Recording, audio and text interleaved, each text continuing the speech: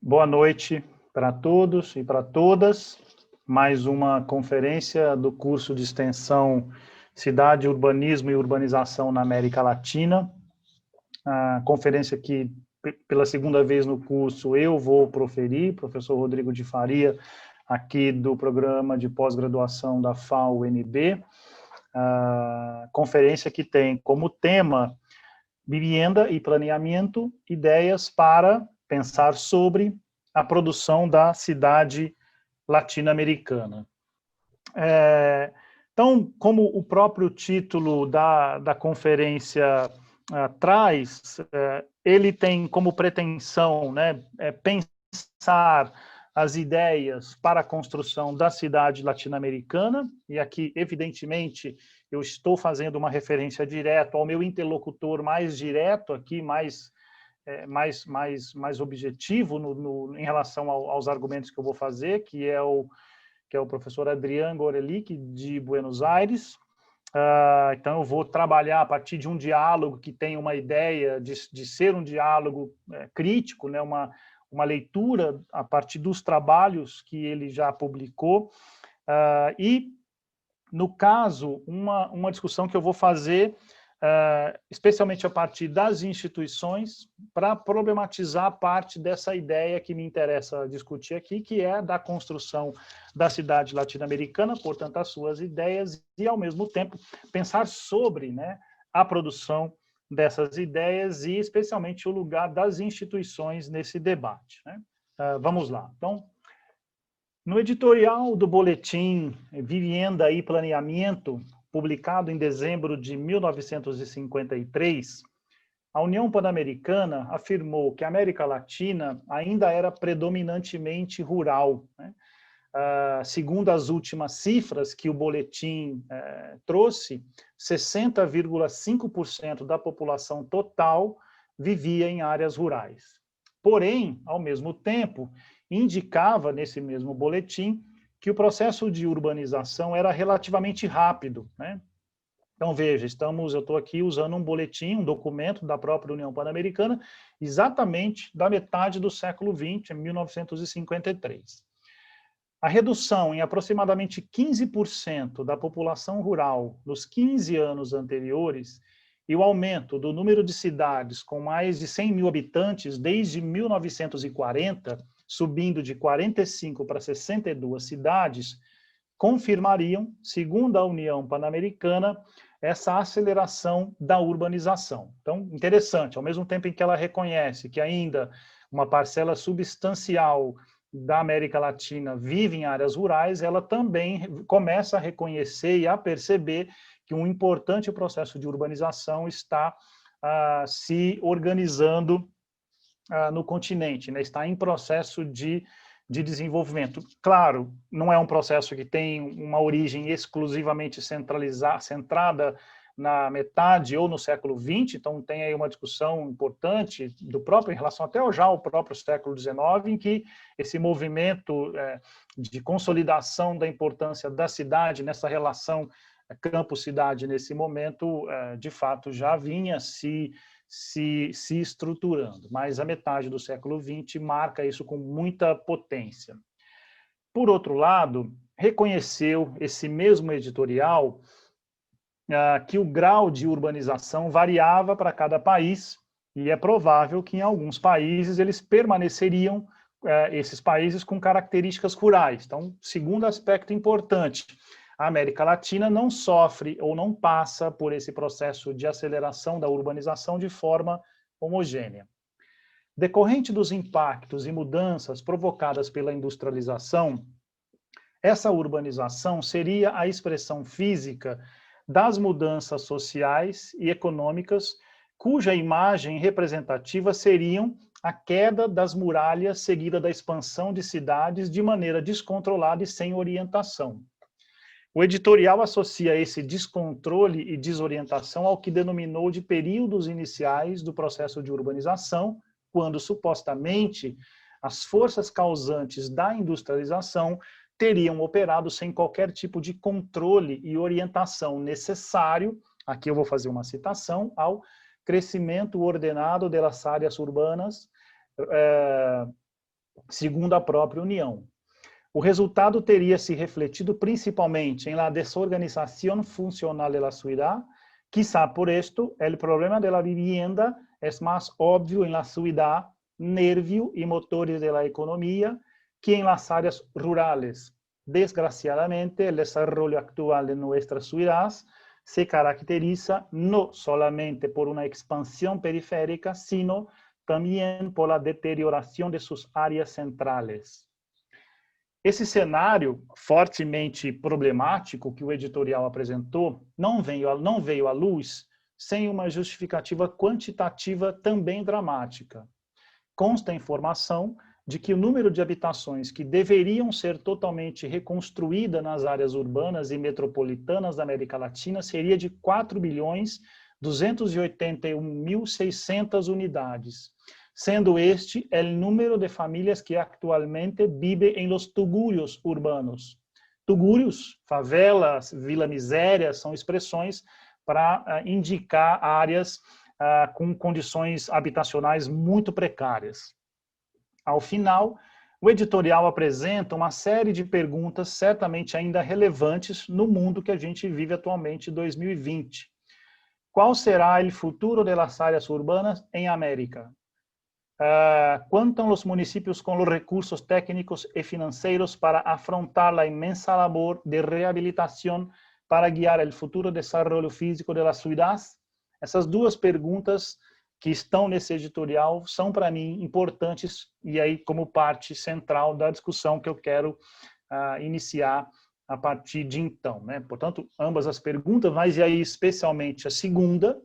por indagar sobre a capacidade institucional e econômica dos municípios latino-americanos de enfrentar esses desafios destacados no editorial em relação à urbanização em termos gerais e à habitação mais particularmente, é que vão ajudar a pensar, e aí, claro, como parte da problematização que eu venho tentando desenvolver, nesse ano de 53, ou na metade do século XX, as relações entre a União Pan-Americana, mas aí especialmente o seu braço denominado de Divisão de Vivienda e Planeamento, que é uma divisão dentro do Departamento de Assuntos Econômicos e Sociais, e a Organização Interamericana de Cooperação Intermunicipal, que eu já havia mencionado lá na primeira conferência, como eu disse lá, eu faria um fechamento aqui nessa segunda, com essas indagações. Então, reforçando. Então, a segunda pergunta, né? Contam os municípios com recursos técnicos e financeiros, ou seja, qual é a capacidade institucional do poder público, no caso municipal, para poder assumir um papel preponderante em relação aos desafios sobre o crescimento físico, econômico, o desenvolvimento das cidades, a reabilitação de áreas degradadas, enfim. E vai ser importante fazer, foi para mim, está sendo para a pesquisa importante fazer essa relação entre a União Pan-Americana e o seu braço, né, a Divisão de Habitação e Planejamento, com a Organização Interamericana de Cooperação, por conta do interesse que essas instituições e do papel que essas instituições assumiram em relação a esses temas, né? Uma aproximação entre ambas que resultou na elaboração de dois documentos que eu considero relevantes para entendermos as discussões sobre urbanismo e planejamento e habitação que estavam na pauta dos profissionais de todo o continente e também das instituições. O primeiro, eu estou tentando passar aqui, a imagem ficou congelada aqui, aí. O primeiro dos documentos, denominado Municipal Action for House Improvement and Sloan Clarence, foi elaborado por Francis Violet e Minis Hulse, como documento da Organização dos Estados Americanos, aí sim, como eu disse, por meio da Divisão de Habitação e Planejamento da União Pan-Americana. Esse documento foi preparado a partir de um convite que a OEA, via Divisão de Habitação e Planejamento, recebeu para participar da 4ª reunião, ou do 4º Congresso Interamericano de Municípios, que naquele ano de 53 aconteceu na cidade de Montevidéu. O segundo documento, denominado El Problema de la Vivienda de Interés Social en la América Latina, foi elaborado como informe preparado por uma comissão ad hoc para o estudo do problema da vivienda econômica, comissão essa que foi convocada pelo Conselho Interamericano Econômico e Social. Eu não vou ainda entrar nessa documentação, até porque eu estou num momento da pesquisa que eu estou exatamente fazendo a leitura deles. Eu fiz essa introdução para poder apontar uma articulação em rede que já vinha se constituindo no continente, especialmente na sua área latino-americana, de atuação dessas instituições para a discussão desses problemas ou dos temas relacionados ao urbanismo, planejamento urbano e habitação, né? Portanto, a partir desse trabalho, é que me interessa fazer uma discussão não apenas das ideias forjadas para a produção da cidade latino-americana, mas, sobretudo, tentar pensar sobre as ideias que estruturam a própria ideia de construção conceitual, cultural, de cidade latino-americana, que foi formulada, muito bem formulada, evidentemente, pelo Adrián Gorelick, tá? E aí, agora, de fato, a partir dessa introdução e da indicação dessa articulação, é que eu vou problematizar essa discussão sobre a cidade latino-americana, portanto, pensar sobre, e, ao mesmo tempo, fazer algumas discussões que apontam as ideias que estavam forjando as ações dos profissionais, das instituições, sejam elas supranacionais ou nacionais, e aí nacionais em relação a cada uma das instâncias que os países tinham, né, os municípios, os seus estados e os próprios governos nacionais. No texto, a produção da cidade latino-americana, Gorelick apresenta como eixo conceitual a noção de que a cidade latino-americana não pode ser pensada como realidade natural, mas necessariamente como uma construção cultural. Essa construção estaria associada ao que ele descreveu como, e aqui é uma citação, vontade intelectual de construí-la como objeto de conhecimento e ação, enquanto houve teorias para pensá-las e atores e instituições dispostos a tornar efetiva essa vocação. Especialmente essa passagem me interessa muito, né? Acho que essa é muito potente para o argumento que eu vou desenvolver. Uma vontade intelectual de construí-la como objeto de conhecimento e ação aqui como parte das intervenções que estavam sendo propostas, a partir de teorias, aqui as ideias, produzidas para pensá-las pelos atores, eu prefiro trabalhar com a ideia de agentes, mas os profissionais e as instituições. Acompanha esse argumento conceitual a ideia de que, para as décadas, ou entre as décadas de 50 e 70, é possível pensar essa produção como categoria histórica. Nessas duas décadas, a cidade latino-americana não somente existiu, mas funcionou como bomba de sucção para uma série de figuras, disciplinas, instituições que estavam conformando o novo mapa intelectual, acadêmico e político do pensamento social latino-americano. E aqui, essa frase também é uma citação do texto do Adrián. Seu argumento em defesa dessa delimitação pela década de 1950 está também embasado no entendimento por ele anunciado de que, até os anos 40, a categoria cidade latino-americana havia sido considerada em seus contextos nacionais. E aqui eu faço uma pergunta, que é a pergunta que está estruturando um dos dois textos, né, que eu disse que eu venho trabalhando, um já terminado, mas o segundo, que é o seguinte: a ideia de que até a década de 1940 as cidades latino-americanas foram consideradas em seus contextos nacionais, como ele disse, poderia ser reconsiderada caso fosse possível identificar profissionais e instituições imbuídos daquela mesma vontade intelectual de construí-la como objeto de conhecimento e ação. Então percebam que eu estou usando o mesmo argumento que ele trouxe para poder pensar a ideia de construção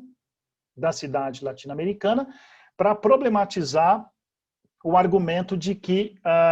apenas a partir dos anos 50 é que é possível pensá-la de tal forma. E aí o exercício que eu estou fazendo a partir de outras instituições e outros conjuntos documentais que fazem parte da minha pesquisa é que eu vou tentar formular uma ideia de que sim, é possível. E eu termino o texto, né, a minha conferência aqui dessa forma.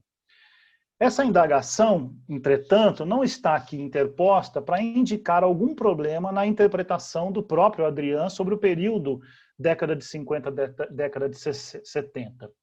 Tanto que no mapeamento que eu fiz, até para poder tentar construir o argumento que justifica, né, esse exercício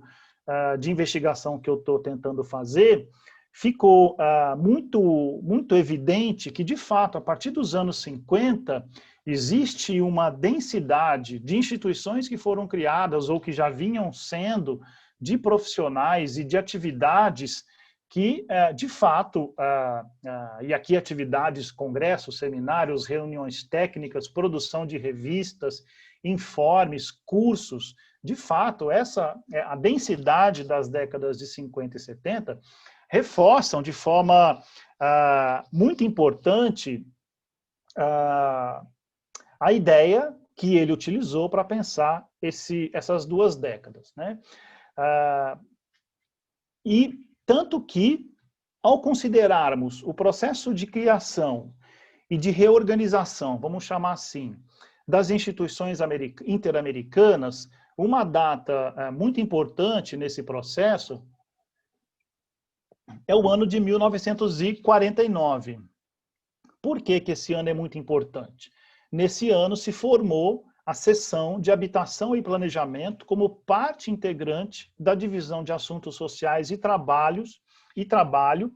que é o braço da União Pan-Americana. Então, só uma explicação. Eu tinha dito no início, eu denominei de Divisão de Habitação e Planejamento. O que eu estou apontando aqui agora, em 49, é que antes dessa divisão de habitação e planejamento, a União Pan-Americana tinha criado uma seção de habitação e planejamento, como depois vai aparecer. Ela vai, na sequência, sofrer um processo de arranjo institucional e aí ela muda para a divisão. E essa seção, e obviamente, né, depois como divisão,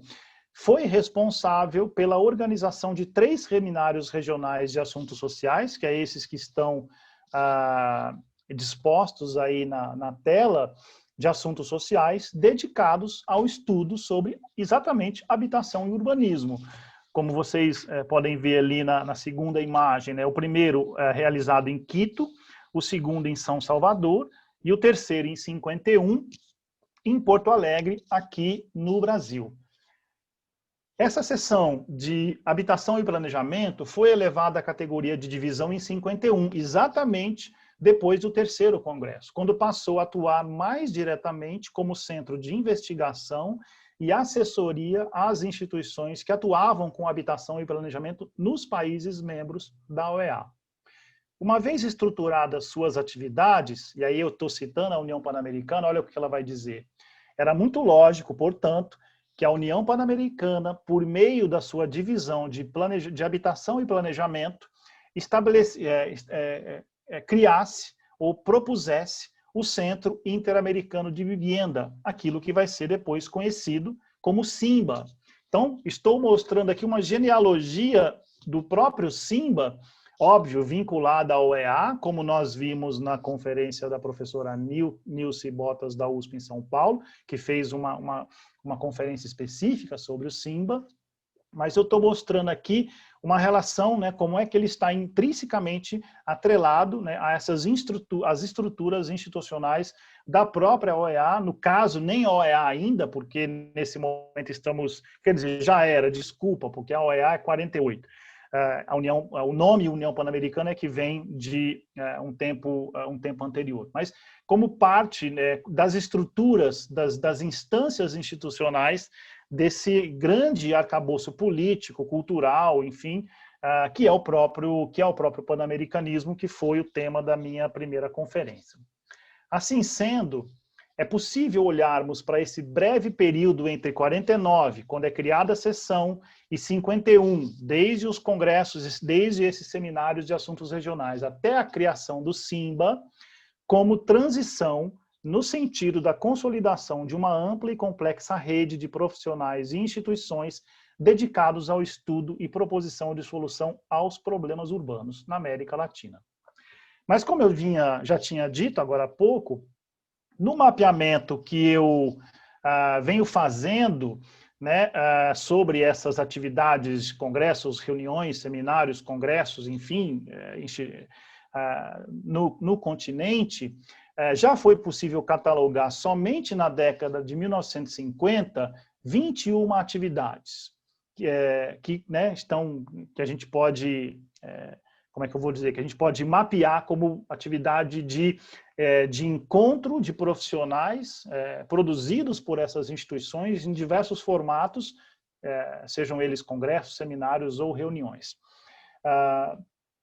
Se incluirmos as décadas de 60 e 70, e aqui eu vou passar rapidamente, eu vou passar aqui para vocês poderem acompanhar a sequência de cada um dos eventos, eu não vou me deter nesse momento em nenhum deles, mas a gente já visualiza aqui nos anos 50 congressos da OIC, da própria sessão de Vivenda e Planeamento, que é o primeiro seminário, depois um congresso pan-americano de arquitetos do Colégio Nacional de Arquitetos, organizado por eles no México. Lá em 54, o Congresso Interamericano de Municípios. Em 53, também o de Montevidéu. Aqui vocês visualizam ali em cima na imagem, tem o primeiro Congresso Ibero-Americano de Municípios, que vai acontecer em Madrid. Por que ele é importante? Nesse momento, e aí são outros trabalhos que eu já desenvolvi e já publiquei, existe podemos dizer assim, uma rearticulação ibero-americana, que é muito importante até do ponto de vista das relações políticas, porque a Espanha vivia no contexto da ditadura Franco. Então tem aqui um trabalho que o Instituto de Estudos de Administração Local, que foi criado no governo Franco, em 40, inicialmente desenvolveu de forma um tanto quanto interna, né, restrita à Espanha, mas com a proposta que eles fazem, que é uma proposição que surge do próprio IEAL, de agregar os países da América Latina com a Península Ibérica, surge a ideia de proposição desse primeiro Congresso Ibero-Americano, que vai acontecer em 55, que tem uma forte presença de profissionais de todo o continente, mas especialmente de profissionais brasileiros, atrelados à Associação Brasileira dos Municípios e ao Instituto Brasileiro de Administração Municipal, o IBAM. Esses congressos ibero-americanos vão acontecer depois em Portugal, eu não lembro se ele vai aparecer aqui, acho que não,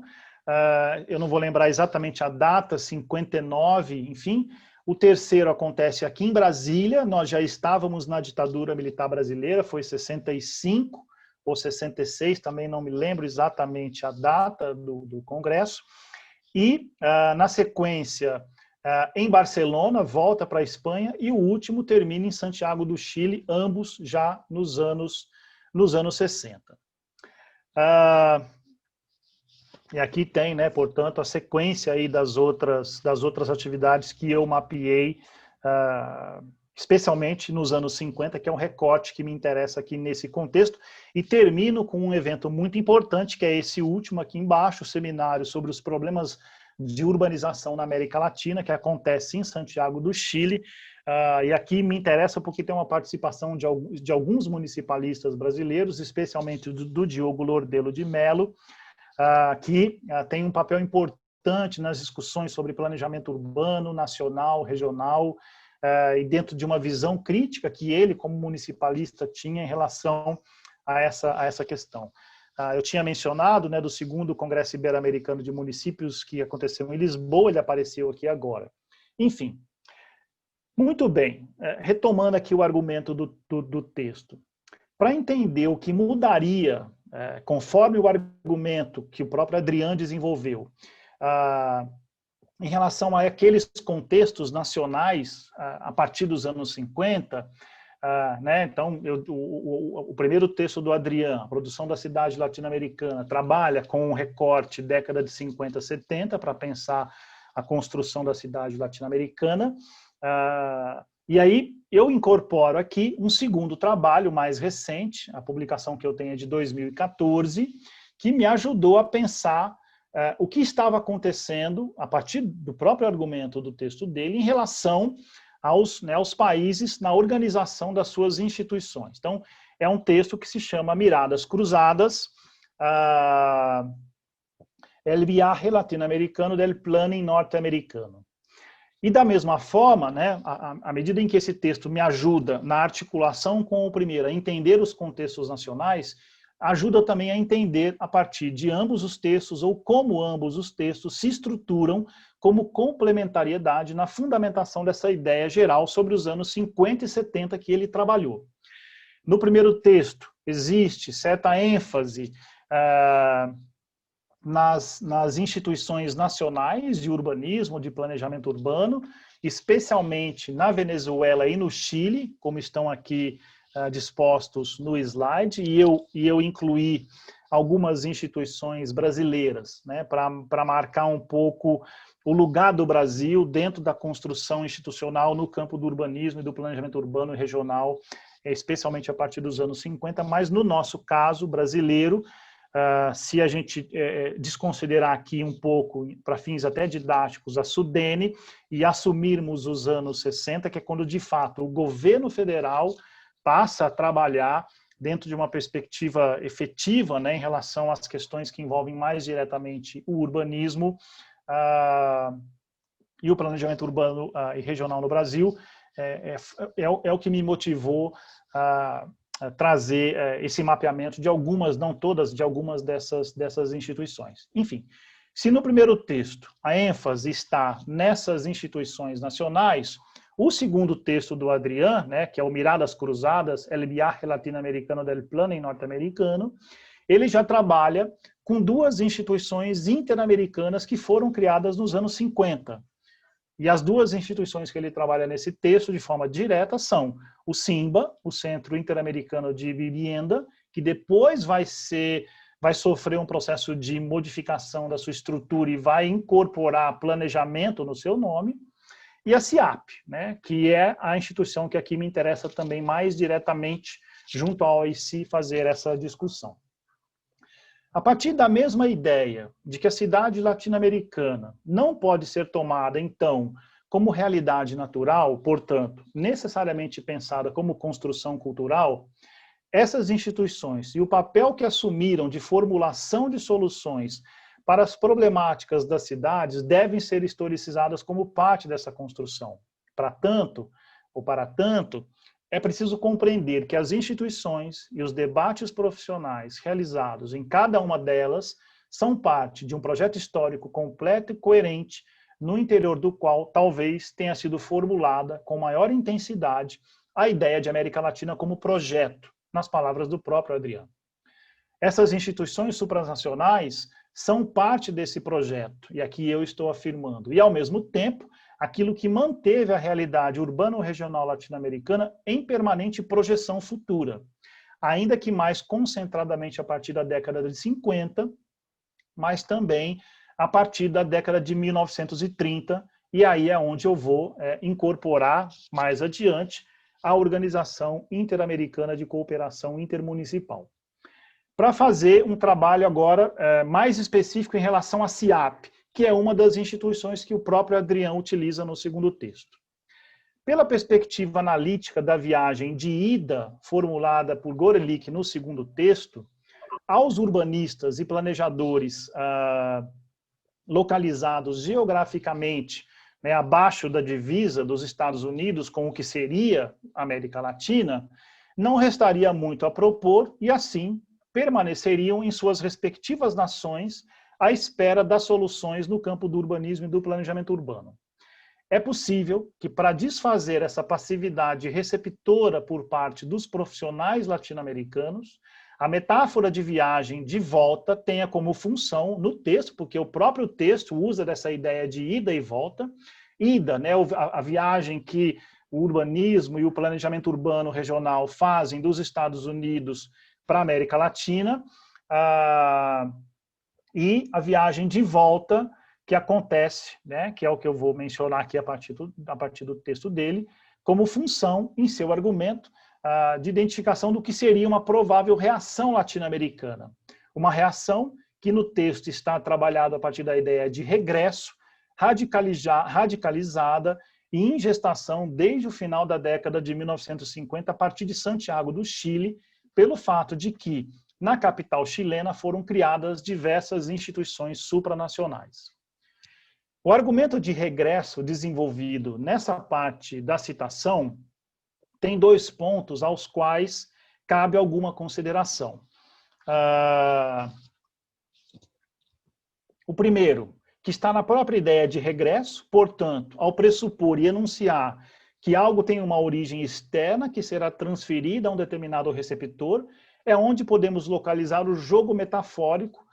conceitual da ideia de ida e volta. O problema dessa metáfora é o que ela reforça como ideia, contra a qual a história transnacional se apresenta, de que existe um lado latino-americano e, assim, uma resposta latino-americana, e, portanto, 2 lados, como formulado por Bárbara Weinstein no seu conhecido artigo em que ela discute, né, a perspectiva transnacional como o caminho para pensar e repensar a história da América Latina.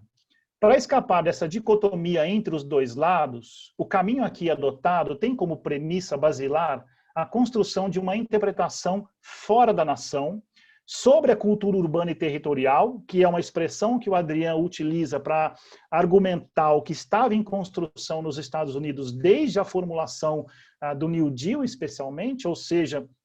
pensar fora da nação sobre a cultura urbana e territorial, no que eu apresentei como ideia de zonas de contato, criadas,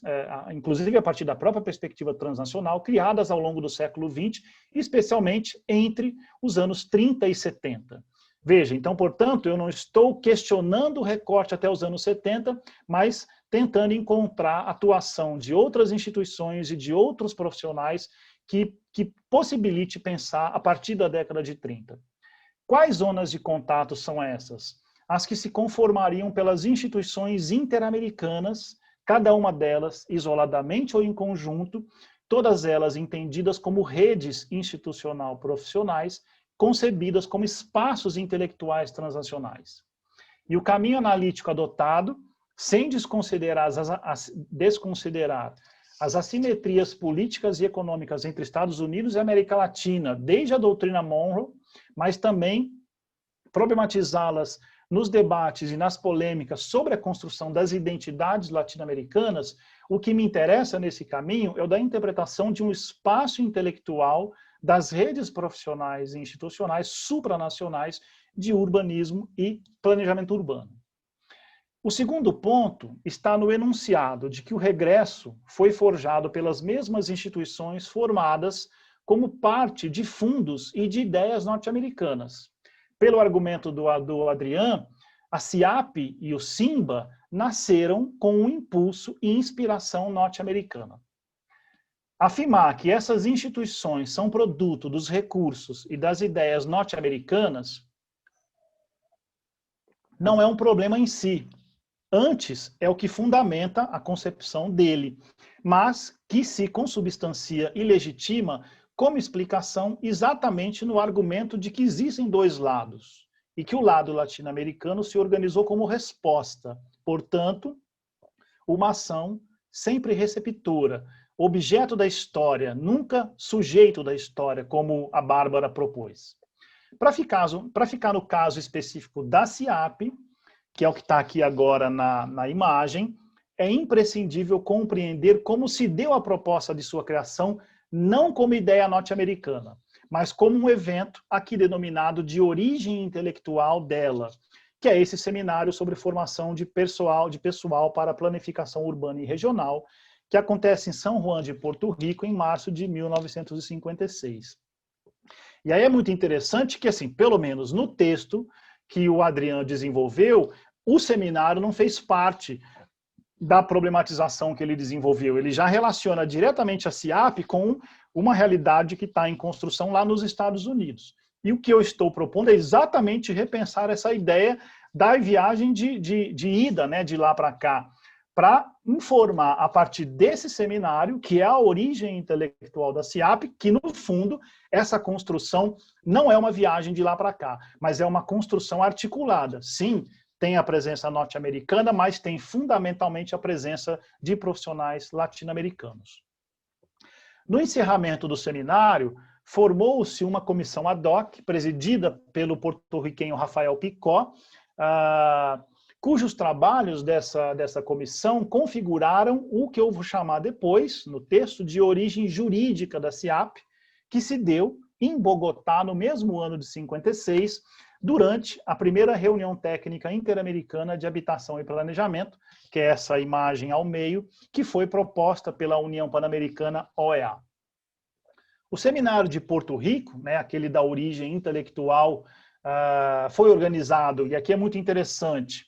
pela OEA, pela ONU, em parceria com a Junta de Planificação de Porto Rico. Veja, se a gente pensar aqui nessas instituições, a OEA com o seu braço, Divisão de Habitação e Planejamento, o próprio SIMBA, a ONU, a partir do seu braço, como, por exemplo, a CEPAL, né? E no caso da Junta de Planificação de Porto Rico, por conta, em grande medida, de uma atuação muito relevante que o país já nesse momento tinha em relação às questões que envolviam o debate sobre o planejamento nacional, o planejamento urbano e regional.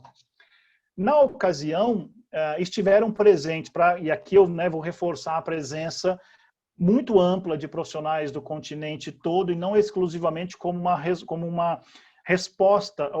como uma construção norte-americana, né? Fizeram parte desse debate profissionais do Brasil, da Argentina, do Canadá, do México, do Peru, do Uruguai, de Cuba, Porto Rico, Inglaterra, Panamá e Estados Unidos, que debateram as relações entre o planejamento físico e o desenvolvimento econômico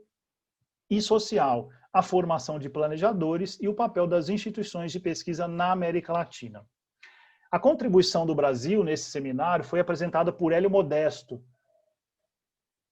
que proferiu a conferência Os Problemas da Planificação no Brasil, de certa forma, reproduzindo parte central dos seus próprios argumentos críticos sobre o que ele vinha denunciando como uma ausência de planejamento no Brasil, em textos que ele já havia publicado nas revistas do IBAN e da ABM. E é muito interessante o argumento que o Hélio Modesto vai usar. Ele vai afirmar lá em Porto Rico que contamos com planos de desenvolvimento físico, planos sociais, planos econômicos, porém se encontram ainda completamente isolados e funcionam com fins em si mesmo, e não como meios para alcançar um objetivo maior. A maior parte deles fracassa precisamente por conta dessa ausência de inter-relação, que no entendimento desses profissionais se organizaria a partir da ideia do próprio planejamento como a instância que agregaria, né, cada uma dessas, digamos assim, sub-áreas, vamos nesse momento denominá-las dessa forma. Essa crítica do Hélio Modesto foi feita a partir de um contexto que é o Brasil, né? Mas parte importante dessa discussão também permeou a fala de outro profissional importante no contexto da América Latina, que é o Luiz Lander, que havia atuado como ministro de Obras Públicas da Venezuela e, na época do seminário, era assessor da Junta de Planificação de Porto Rico. Na conferência que o Luiz Lander proferiu, denominada de Evolução Futura da Planificação na América Latina, ele foi ainda mais incisivo na crítica sobre o que para ele era um equívoco em relação ao que deveria ser a planificação.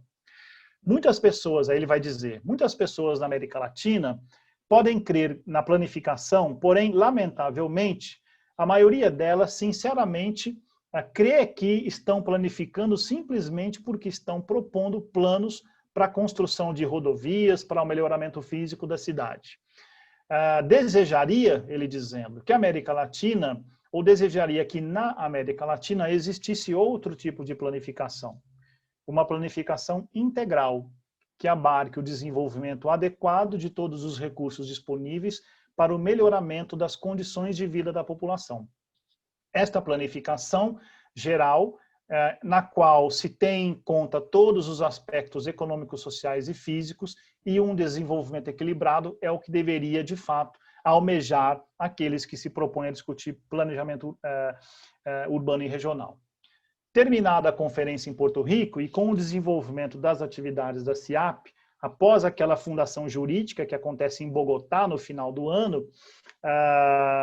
é que o debate, e aqui muito interessante, essa é uma ramificação da pesquisa, vamos chamar assim, o debate sobre o ensino e a formação de planejadores começou a ser tratado de forma oficial dentro da CIAP. Por que eu estou chamando a atenção? Porque ela surge de um seminário, que é esse, a formação de pessoal para planificação. Então tem uma discussão aí sobre a formação desses profissionais, mas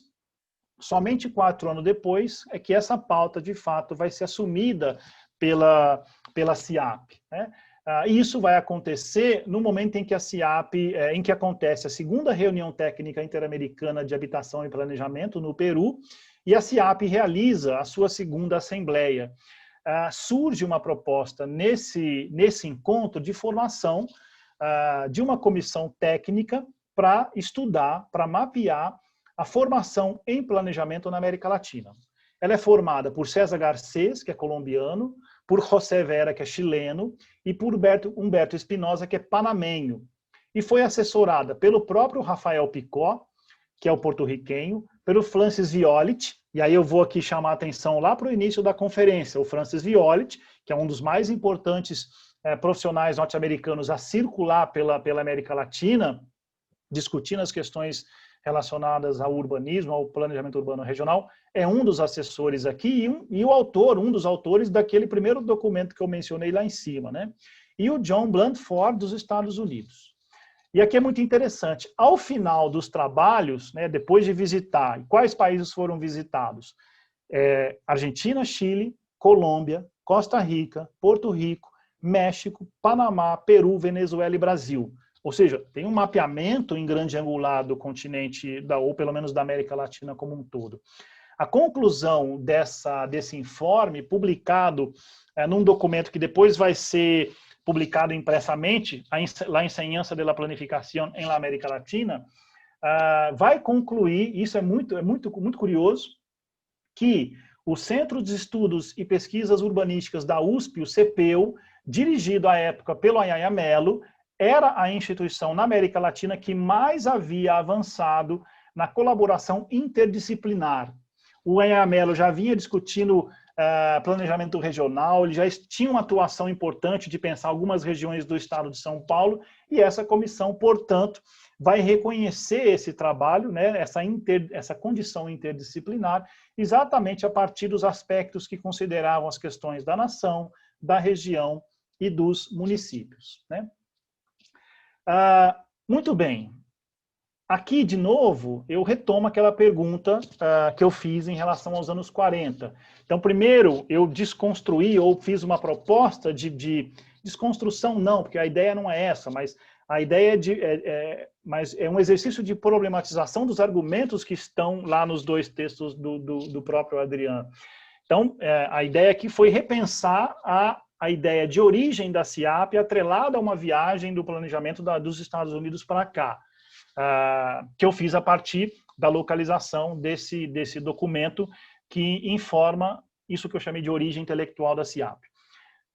Nesse ponto, portanto, é fundamental voltar àquela pergunta. É possível pensar as cidades latino-americanas a partir da década de 1940? Se eu conseguir encontrar, localizar material documental para isso, que informe a presença de profissionais, instituições que estavam, né, imbuídas daquela mesma vontade intelectual que ele propôs quando ele argumentou em relação à CIAP e o SIMBA. E é nesse ponto que, de fato, eu começo a organizar o raciocínio a partir da OIC, das décadas de 20 e 30, mas também a partir dos congressos pan-americanos de arquitetos, que é o que eu vou formular como análise a partir de agora. As datas e as origens institucionais dos congressos anotados naquelas tabelas, né, que eu mostrei para vocês, aquelas anteriores, especialmente a partir dos 3 seminários regionais de assuntos regionais, de fato, né, como eu já havia dito, reforça a importância dos anos 50. Não tem aqui a intenção de fazer uma negação em relação a isso, ou especialmente a partir da ideia mais institucionalizada que o Simba representou. Para tanto, é indispensável considerar todas as manifestações que aconteceram no continente, que eu tentei argumentar a partir, ou tentei compreender a partir desse mapeamento. De outra forma, eu posso dizer, ou posso tentar organizar essa ideia. Se a partir de 1949, uma miríade de redes institucionais e profissionais se estruturou para pensar a cidade latino-americana, é necessário, contudo, ampliar a lente de análise para considerar que isso já vinha se construindo desde a década de 20. Óbvio, eu não posso fazer essa argumentação sem reconhecer que, desde os anos 20 e 30, isso vinha sendo feito, mas a partir de um conjunto de particularidades e de ideias intrínsecas à época. Não estou simplesmente tentando me apropriar do que aconteceu a partir dos anos 20 e 30 para poder fazer o argumento, mas tentar encontrar, a partir dos congressos pan-americanos de arquitetos e da própria OIC, vestígios que ajudem a consubstanciar o meu argumento. Se circunscrevermos essa análise ao contexto profissional da arquitetura, e aqui eu estou falando dos congressos pan-americanos de arquitetos, o primeiro deles realizado em Montevidéu nos anos 20, sob a coordenação de Horácio Acosta e Lara, pode ser problematizado como uma marca inaugural de um processo que passa por uma inflexão na década de 30 e que vai se consolidar, obviamente, nos anos 50. É evidente que, do ponto de vista da sua institucionalidade, a relação direta dos debates políticos, urbanísticos, habitacionais, no contexto do pan-americanismo, não dá para igualar o que vinha acontecendo a partir dos anos 20 em relação, por exemplo, ao papel que o Simba vai atuar, ou que a CIAP, que o Simba vai representar, ou que a própria CIAP também vão representar. E, inclusive, por uma questão muito, muito interessante, especialmente a partir do Simba, é que ele foi forjado por dentro desse pan-americanismo, como projeto do Programa de Cooperação Técnica, ou como parte de um projeto de cooperação técnica que a OEA formulou. Mais ainda, a proposta de criação dos Congressos Pan-Americanos de Arquitetos pelos profissionais uruguaios não tinha uma discussão ainda tão ampla na sua origem, né? Como as pesquisas do próprio Fernando Atic já nos mostrou, eles tinham ali uma questão, talvez uma das mais importantes no momento, né, da proposição do Congresso, que era da regulamentação da profissão lá no país. No entanto, né, à medida que as edições do Congresso Pan-Americano de Arquitetos eram realizadas, novas temáticas e interesses mais amplos sobre urbanismo, sobre habitação, sobre planejamento urbano regional, começavam a fazer parte dessas discussões. No primeiro, né, em 1920, que está aqui o frontispício, uma imagem não muito boa, teria aparecido uma discussão, ainda que muito incipiente, sobre a construção de habitação por parte dos estados e dos municípios, além da iniciativa privada, com uma atuação no campo das edificações, com equipamentos e infraestrutura. Já no segundo congresso, tem uma ideia, né, de continuidade dessa discussão. Continuam, né, os aportes sobre os temas de habitação obreira, o seu financiamento, a atuação de cooperativas e a proposição de linhas de crédito a partir de bancos hipotecários. No terceiro congresso, que é realizado em 27 em Buenos Aires, se mantém a pauta da habitação econômica, além de se debater assuntos mais amplos relacionados ao próprio urbanismo. E sobre isso, estão publicadas, né, nas atas a necessidade de se utilizar planos reguladores para o crescimento das cidades latino-americanas e do arquiteto como profissional mais idôneo, né, para realizá-los, além de propor a difusão do urbanismo em cursos de formação e conferência. Veja, de uma certa forma, dá até para pensar aqui se fizermos aí uma leitura comparada, uma certa antecipação da discussão que a CIAP havia proposto, né, lá em 56, ou, perdão, o congresso que dá origem à CIAP, né, que é uma discussão sobre a formação. Os congressos pan-americanos, em 27, estão, de alguma forma, inserindo essa discussão sobre a formação dos urbanistas nos seus encontros. Em função dos enunciados constantes nas atas desses primeiros congressos, é possível indagar se já estariam claras as proposições em relação aos assuntos habitacionais e ao urbanismo como parte de uma mesma ação. E aqui é importante entender isso. Ou seja, pensados como política urbana, para se equacionar os problemas urbanos decorrentes do processo de urbanização e crescimento das cidades, em grande parte,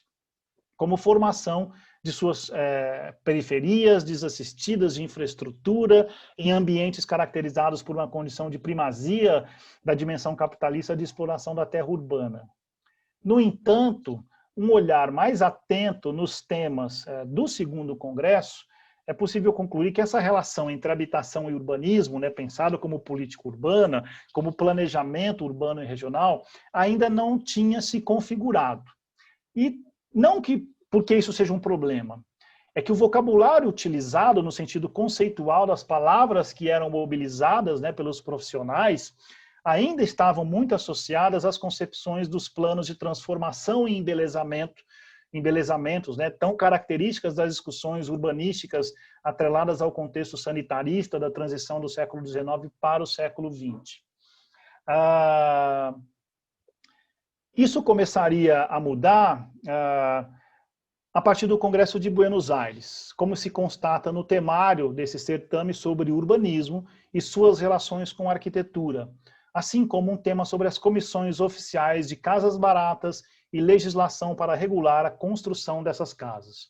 Se reconheceu, na ocasião, que o crescimento das cidades havia criado problemas que deveriam ser resolvidos pela chamada ciência do urbanismo, ao mesmo tempo em que se propôs a criação de comissões de urbanismo e a discussão sobre planos reguladores e de extensão. Para Carlos Sambrício, no entanto, uma mudança mais profunda e efetiva teria ocorrido apenas no 4º Congresso Pan-Americano de Arquitetos, realizado no Rio de Janeiro em 1930. Na opinião de Carlos Sambrício, no livro Habitação e Cidade na América Latina, só no Congresso do Rio de Janeiro é que levou o debate a um nível muito mais amplo das preocupações concretas relacionadas às questões que envolviam as políticas assistenciais, especialmente no campo da habitação. No Congresso do Rio de Janeiro foi onde, pela primeira vez, se fez presente uma discussão de política de habitação atrelada ao planejamento urbano e à legislação. Então, ele faz essa observação localizando no Congresso do Rio, que é esse que está aqui na segunda imagem, da década do cartaz de 1930, como o evento que, de fato, a gente pode reconhecer como o momento em que isso acontece. Ainda conforme o Carlos Sambrício, outra série de congressos, celebrados também ao longo dos anos 30, teriam representado, olha que interessante, segundo a visão dele, um certo retrocesso em relação a essa articulação política de habitação, planejamento urbano e legislação. Posto que, de novo, intervenções retóricas, segundo palavras dele próprio, vazias de conteúdo, acabaram caracterizando a maior parte dessas intervenções. E ele cita parte desses congressos: o Nacional de Arquitetura e Urbanismo no Chile, em 34, o de Urbanismo em Buenos Aires, em 35, o 16º Congresso Internacional de Planificação e da Habitação no México, em 38, e o primeiro Congresso Pan-Americano de Vivienda Popular, também em Buenos Aires, no ano de 1939. E esse congresso é muito interessante, porque ele acontece um ano depois do primeiro congresso da OIC, que a gente daqui a pouco vai chegar. 3 pontos centrais embasaram o argumento de Carlos Sambrício em relação à importância do 4º Congresso Pan-Americano realizado no Rio de Janeiro. O primeiro foi o enfrentamento de Lúcio Costa contra os que defendiam o que o Carlos vai chamar de o falso conceito de tradição. O segundo foi o fato de que esse congresso afrontou o problema da habitação econômica como um desafio de uma política nacional, recomendando encarar a sua construção paralelamente ao traçado das cidades, dos planos reguladores. E o terceiro dos pontos seria a proposta de instituição de caixas de crédito hipotecária combinadas com o seguro de propriedade de vida dos moradores. Essas teriam sido as características centrais do Congresso de 1930, que para Carlos Sambricio o coloca como protagonista das discussões de temas relevantes das cidades latino-americanas, especialmente em relação a essas duas grandes temáticas, né, e problemas ou problemáticas, a vivienda e o planeamento, que é o que eu inclusive usei como título da conferência. A década de 30 é inquestionavelmente um período central para compreendermos o processo histórico que culmina na década de 50 com a consolidação da ideia de cidade latino-americana como objeto de conhecimento e ação. Um processo iniciado nos congressos pan-americanos de arquitetos nos anos 20 e que, ao avançar a terceira década do século 20, teria consigo uma mudança relevante, segundo Carlos Sambricio, em relação ao debate europeu do final dos anos 20, também, este caracterizado pela intenção de projetar uma habitação que pudesse satisfazer as necessidades humanas, isto é, e aí eu estou citando ele, uma vivenda econômica onde as necessidades tiveram respostas desde a racionalidade do espaço, ao mesmo tempo em que os governos latino-americanos planejavam, apresentaram um programa de necessidade que pouco tinha a ver com a experiência da social-democracia europeia, ao substituir a reflexão, como ele mencionou, né, sobre célula habitacional dentro de uma discussão arquitetônica racionalista, pela definição de planos nacionais de habitação. Essa mudança no sentido dos planos nacionais será acompanhada por uma importante inflexão conceitual, aí de novo, né, eu tinha falado do vocabulário, de uma importante inflexão conceitual no vocabulário profissional em relação ao urbanismo, que não seria mais pensado nos termos dos planos de melhoramentos e embelezamentos, mas dos planos diretores municipais num primeiro momento, e já no alvorecer da década de 50, a partir das discussões sobre planejamento regional e territorial, em franca articulação com o planejamento econômico nacional. Vou trazer aqui dois exemplos. Exatamente na década de 50 que o governo Juscelino Kubitschek vai fazer uma discussão de Brasília, que aqui pouco me interessa pensá-la como uma discussão urbanística estrito sensu, mas como uma discussão atrelada ao desenvolvimento nacional, como a conferência da Isadora Lander na semana passada nos trouxe, e também a Sudene, e como depois a gente discutiu em relação à própria proposta na Venezuela pela Corporação Guaiana de projeto de criação, né, da cidade de Guaiana dentro de uma discussão nacional de incorporação de áreas da hinterland mais vazia da Venezuela à economia nacional. Então, está se discutindo de fato na década de 50 a partir de uma perspectiva que é sim do plano de urbanismo, mas também dos planos diretores, fundamentalmente do planejamento regional atrelado ao planejamento nacional econômico. Esse movimento indica um processo de construção de ideias sobre a questão urbana latino-americana em termos supranacionais, como as que foram forjadas inicialmente nos congressos de arquitetos, ao mesmo tempo em que foram acompanhadas por discussões internas aos países, mas sem perder a sua dimensão interamericana. Esse movimento indica uma inflexão estrutural que ocorreu nos anos 30 em relação à década de 20 sobre os assuntos urbanísticos e habitacionais. Como já havia sido observado pela professora Nilce Botas, num texto já importante, mas que é um texto já tem uma certa data, durante a década de 20, ainda que dos encontros, né, desses encontros, tenha se extraído uma série de resoluções e orientações dos profissionais voltados aos problemas habitacionais na América Latina, a grande maioria dizia a respeito à criação de órgãos e a ação dos países de forma individual. Como ela, né, continua na citação, vai dizer, foi ao final da década de 1930 que se manifestou com clareza a necessidade de se atacar o problema de forma conjunta. A dimensão nacional interna aos países, né, dos debates, ocorreu num contexto de relevante atuação de estados nacionais, E aqui a gente poderia, para ficar no caso brasileiro, enunciar, né, a importância que o governo Vargas, exatamente nesse momento, teve para essas questões.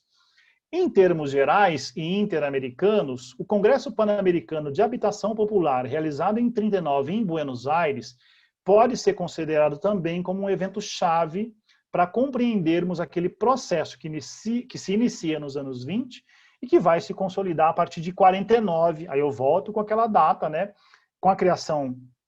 da Seção de Habitação e Planejamento e depois do CIMB e da CIAP. Pouco mais de uma década, né, desse evento de Buenos Aires, olha que interessante, a própria União Pan-Americana havia anunciado a sua importância para o debate continental sobre habitação. No documento Prospecto Centro Interamericano de Vivienda, organizado, né, pela Divisão de Habitação e Planejamento, consta que, é uma citação, o interesse despertado naquele congresso, fazendo referência ao de habitação lá em 39 de Buenos Aires, ha sido corroborado sucessivamente nos diversos congressos pan-americanos de arquitetos, que haviam insistido na necessidade de se criar um Instituto Interamericano para o estudo dos distintos aspectos da habitação. Então vejam, por que eu estou tentando construir a ideia de que é necessário, para pensar a construção da cidade latino-americana, também a partir dessas ações anteriores aos anos 50, porque a própria União Pan-Americana, a partir desse documento que está aqui na tela, está nos dizendo isso, né, que isso foi importante para que essa pauta, para usar o argumento do texto do Adriano, a vontade de compreensão a partir de teorias, de ação e conhecimento, para pensar as cidades é o que fundamenta o argumento que ele utilizou. A União Pan-Americana está dizendo isso a partir da incorporação nos congressos pan-americanos de arquitetos da pauta habitacional. A ideia desse instituto, inclusive, teve de fato seguimento entre os arquitetos do continente, tanto que foi anunciado como encaminhamento do 5º Congresso Pan-Americano de Arquitetos, que é o que acontece em 40, na cidade de Montevidéu, quando ele volta para lá, né? Ocasião em que se propôs o Instituto Pan-Americano de Habitação. Nesse mesmo congresso, o de 40 de arquitetos, também foi proposta a realização de uma conferência pan-americana de urbanismo, que teria como base a realização das reuniões nacionais de urbanismo que abarcariam a região e o país e não mais os planos de transformações, expansão e melhoramentos que existiam tal qual nos anos 20. Por isso, inclusive, né, não é inoportuno fazer referência a um evento que tinha acabado de acontecer, que o Carlos Sambrício faz uma leitura crítica, mas o fato é que ele acontece e coloca a discussão sobre o urbanismo na pauta, que é o primeiro congresso de urbanismo que acontece na Argentina, em 35, como vocês estão vendo aqui na imagem, mas também, 6 anos depois, o primeiro congresso brasileiro de urbanismo, em 1941, ocasião em que se fez uma proposta de criação de um Departamento Nacional de Urbanismo, que eu já estudei e publiquei num artigo, que eu vou fazer uma leitura, né, histórica do processo de construção da institucionalização do urbanismo no Brasil, para pensar, na época era o Ministério das Cidades, hoje é o Ministério do Desenvolvimento Urbano Regional. Naquele momento, o Ministério das Cidades, como a última instituição criada dentro de um longo processo histórico, que é esse de discussão sobre a institucionalização do urbanismo no Brasil. Do que se pode considerar que essas ações nacionais do campo do urbanismo, planejamento urbano, estavam em estreita relação com os debates que estavam sendo realizados nessa dimensão interamericana.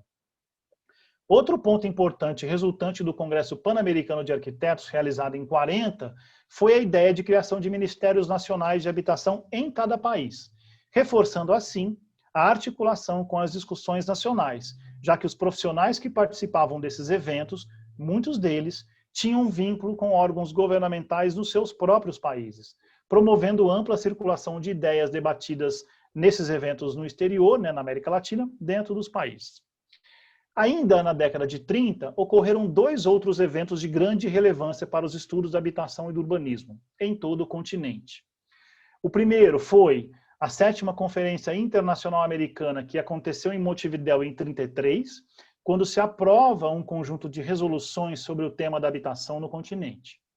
ao considerarem a realização futura de um Congresso de Habitação Popular, que aconteceu de fato, né, em 39, a ser preparado pela União Pan-Americana, também anunciaram que o traçado, a edificação e a renovação das cidades tivessem, né, tenham, estou lendo aqui o texto em espanhol, tivessem especialmente em conta fatores de ordem social, econômica e higiênica relacionada com a habitação. O segundo evento tem uma dimensão histórica mais ampla, inclusive porque eu o considero central para formular, agora sim, uma resposta interpretativa para aquela pergunta que eu fiz sobre, sobre ser possível ou não repensar o argumento de Adrian Gorelick em relação aos anos 50 e 70. A resposta que apresento, que é menos uma assertiva e mais uma interpretação, tem como elemento central um tema-objeto ainda muito pouco discutido, eu posso dizer que talvez até hoje não investigado, que é exatamente a discussão municipalista e como ela se organiza dentro desse campo maior de debates. Eu estou me referindo, portanto, aos congressos interamericanos de municípios realizados desde 1938, o primeiro, inclusive, com o nome de Congresso Pan-Americano de Municípios, e esse primeiro realizado na cidade de Havana. Um evento que colocou o pensamento municipalista interamericano, que vinha em processo de discussão importante desde os anos 20, no debate, no centro dos debates urbanos latino-americanos, a partir de um conceito programático fundacional, geral, extremamente importante para esse pensamento, que é a da cooperação intermunicipal. Conceito que foi incorporado ao nome dessa primeira instituição, muito antes, portanto, da criação da CIAP e do SIMBA, que é a Organização Interamericana de Cooperação Intermunicipal, cujo nome foi depois referendado num encontro que acontece em Chicago em 1939. A origem da OIC está atrelada à construção do pensamento municipalista interamericano, cujas origens estão vinculadas ao movimento pan-americanista, forjado nas conferências interamericanas. Por quê? O primeiro indicativo, né, de proposta de criação desse seminário, desse congresso, se deu na 6ª Conferência Interamericana, realizada também em Cuba, em 1928. Nessa ocasião, se aprovou uma resolução, a de número 47, que foi a de propor, né, exatamente a realização do Congresso Pan-Americano de Municípios, que viria a ocorrer 10 anos depois, em 38. No documento, e o que é mais interessante, nessa resolução já vinha, né, lá de 28, já vinha um indicativo para que esse congresso discutisse 2 temas importantíssimos, urbanismo e administração municipal. No documento publicado pela comissão organizadora do 2º Congresso da OIC, que foi realizado em 41 em Santiago do Chile, e que foi, olha como que a rede vai se estruturando, né? Esse 2º congresso foi organizado, presidido pelo arquiteto chileno Ricardo González Cortés, o mesmo que presidiu o 2º Congresso Pan-Americano de Arquitetos. Então tem aí uma articulação interessante entre as instituições e entre esses profissionais. E é uma articulação importante, porque se a gente pensar que dentro do ambiente do pensamento municipalista, não estão presentes exclusivamente arquitetos. Ali tem uma presença, aliás, preponderante de advogados, também de engenheiros, de economistas e outras profissões, diferentemente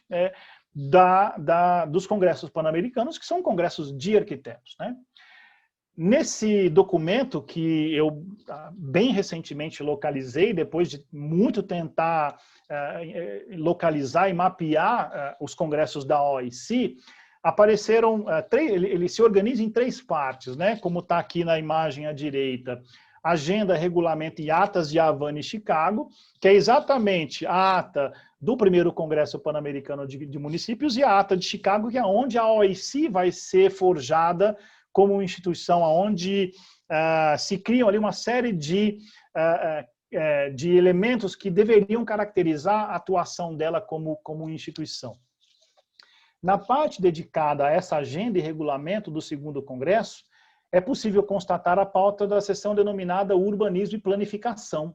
que abordou, entre outros assuntos, a planificação nacional, a planificação regional e a planificação urbana, né, todas três direcionadas aos interesses municipais. Já as duas atas, a de Havana e Chicago, tratam, respectivamente, dos temas que foram discutidos no primeiro congresso em 1938. Né? E aí é muito interessante, primeiro, observar quem participa dessa reunião que acontece em Chicago. Ela vai ser, entre outros, mas o núcleo duro dela é formada pelo cubano Carlos Moran, que vai ser a figura central na condução da OIC até os anos 50, 60. Aí depois a OIC a sede dela é Havana. Com a Revolução ela sai de Havana e ela começa a ser um pouco mais móvel, né, do ponto de vista da sua localização. Esse seminário vai contar com a presença de Louis Brownlow, que na época era norte-americano, mas representava a União Internacional de Cidades, a instituição que havia sido criada em Gand, na Bélgica, em 1913. E aí tem um outro trabalho que eu desenvolvi, também já publicado, fazendo uma discussão, e é muito específica do contexto da União Internacional de Cidades com a Espanha, né, com o municipalismo espanhol, e o brasileiro Edson Passos, que nesse momento era uma figura central nas discussões sobre as questões urbanísticas no Rio de Janeiro. Ele era o secretário de obras da Prefeitura do Rio de Janeiro em 1938. Nesse momento, a Comissão do Plano da Cidade do Rio de Janeiro já havia sido criada, era chefiada pelo José de Oliveira Reis, que vai conduzir a comissão e fazer todo um conjunto de discussões que culmina, por exemplo, no debate sobre o projeto e execução da Avenida Presidente Vargas. Então, tem aí uma atuação de algumas figuras, né, que são chaves para entender um pouco, talvez, o perfil inicial da própria OIC. Se esse contexto, né, das conferências interamericanas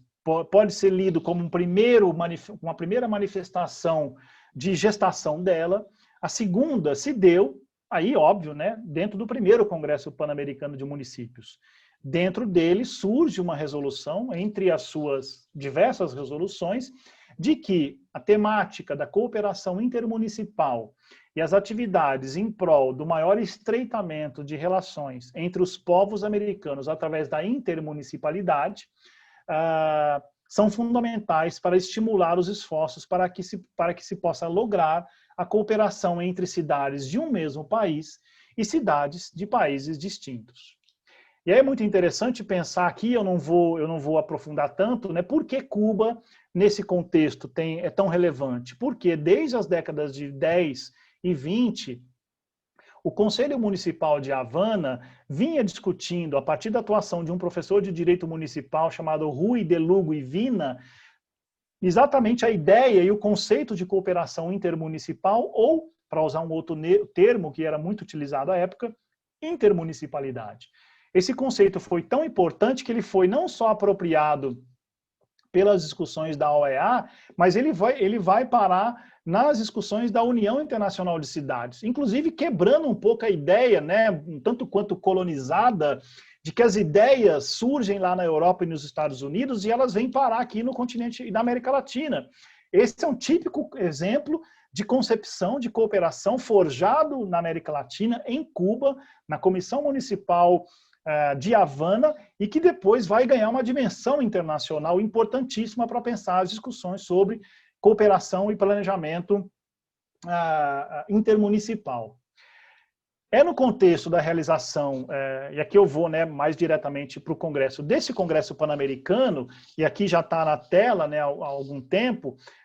um conjunto de temas que foram parte das discussões que esses profissionais realizaram em 1938. E é muito evidente como a pauta urbanística, como a preocupação em pensar planejamento, não simplesmente urbanismo como desenho, como projeto, como melhoramento, né? A preocupação com as atividades municipais, a preocupação, por exemplo, com questão da habitação operária, com os códigos legais. Eu acabei nem tirando as comissões, discussão sobre patrimônio, né? Que é algo que vai ganhar força talvez mais nos anos 50, 60, já está aqui problematizado, né? E o que é mais interessante desse conjunto, tanto que eu marquei em amarelo, que é o tópico número 24, que dá uma dimensão do que eles estavam pensando em 38, né, em relação ao problema da cidade. Claro, aqui tem uma discussão que é de pensar o município, portanto, não só a área urbana, mas o conjunto, né, do campo e da cidade. O que esse tópico 24, atividades municipais na provisão de casas baratas, trouxe como pauta para discussão, como resolução? Que a solução técnica da construção da habitação econômica deve encontrar-se nas lógicas aplicações do urbanismo e da planificação territorial das nações, procedimento que regula o desenvolvimento das cidades e suas zonas por meio de planos reguladores. Ou seja, em 38 eles estão usando um vocabulário que é o do planejamento territorial, muito comumente associado à década de 60. Segundo, que os tipos de habitação nos diferentes países e em cada zona têm que fixar-se de acordo com as modalidades e recursos da região e, portanto, é inconveniente e antieconômico resolver a sua planificação a priori, já que, ademais, é impossível desvincular-se as variáveis e as condicionantes geográficas que significariam, ao mesmo tempo, as mudanças no desenvolvimento arquitetônico da habitação. Terceiro, que os municípios os municípios não podem ficar à margem das discussões estatais no que se refere ao problema da habitação, já que essas corporações são as únicas capazes de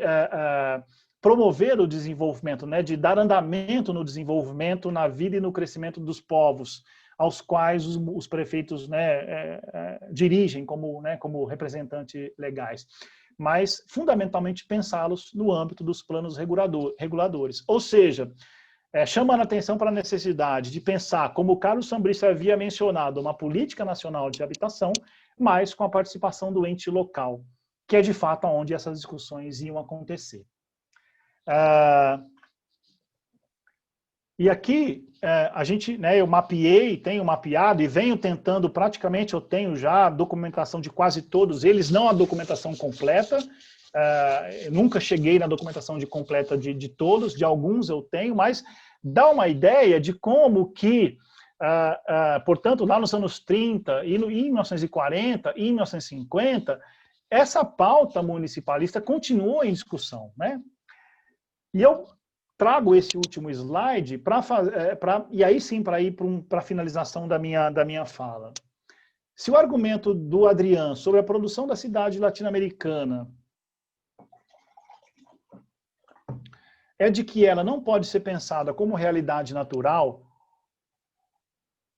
mas deve ser pensada como construção cultural, e essa construção deveria estar associada ao que ele descreveu como vontade intelectual de construí-la como objeto de conhecimento e ação, e afirma aqui, né, eu estou repetindo aquela citação, e afirma isso pela ideia de que foi nos anos 50 e 70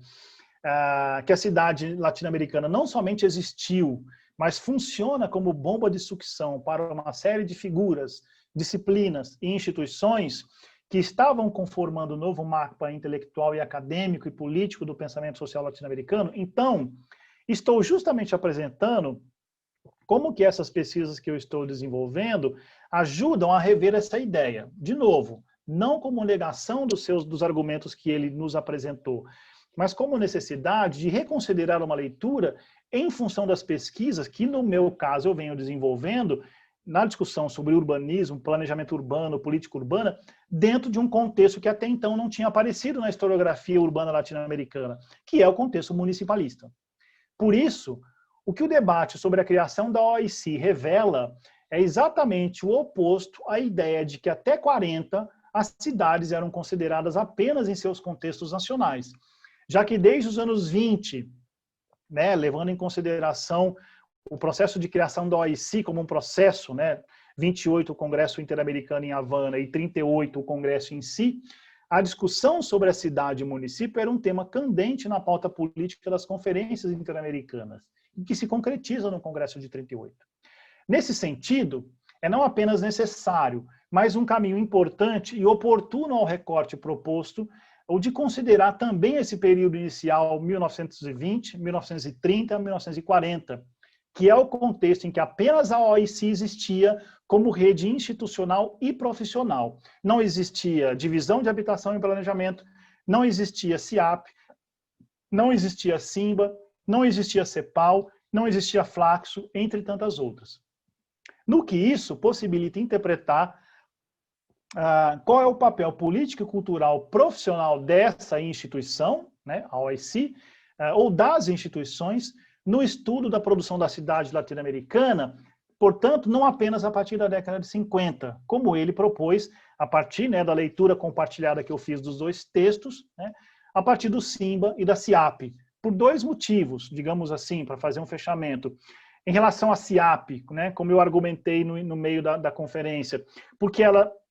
fundamentalmente, não é uma instituição que responde àquela ideia de viagem pronta que chega na América Latina, é uma construção fundamentalmente partilhada pelos profissionais latino-americanos, e fundamentalmente porque a OIC faz exatamente tudo aquilo que ele está chamando a atenção em relação a pensar a ideia de bomba de sucção, de interesses, de instituições, de profissionais e de campos disciplinares. E mais ainda em relação ao pensamento municipalista, porque ele, diferentemente dos congressos de arquitetos, ele é muito amplo do ponto de vista do campo disciplinar. Ali não tem só arquitetos e urbanistas, tem também engenheiros, fundamentalmente advogados, juristas, economistas, entre outros profissionais.